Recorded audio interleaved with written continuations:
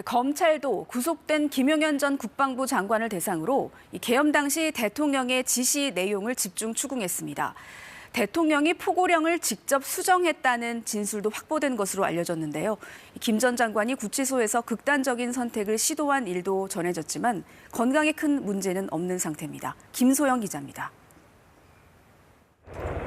12.3 비상계엄 사태의 주동자로 지목된 김용현 전 국방부 장관. 법원은 그제 자정 무렵 김 전 장관에 대해 혐의가 소명된 정도와 그 중대성, 증거인멸 우려 등을 사유로 구속영장을 발부했습니다.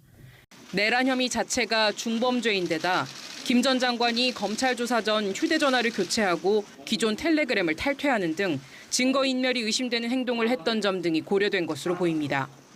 내란 혐의로 청구한 구속영장이 발부됨에 따라 검찰은 내란죄를 직접 수사할 수 있다는 취지로 받아들이고 있습니다. 김 전 장관은 어제 구속 후 첫 검찰 조사를 받았습니다.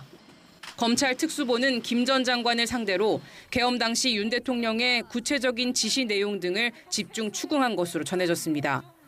계엄 당시 발표된 위헌 위법적 내용의 포고령을 윤 대통령과 김 전 장관이 상의해 작성했다고 보고 있는데 검찰은 앞서 김 전 장관으로부터 윤 대통령이 포고령을 직접 수정했다는 진술을 확보한 것으로 알려졌습니다. 검찰은 또 김 전 장관이 계엄군의 국회와 성관이 투입을 지시한 혐의에 대해서도 조사 중입니다. 김 전 장관이 영장 발부 직전 동부구치소 내에 있는 피의자 대기 공간에서 자살을 시도했던 사실도 알려졌습니다.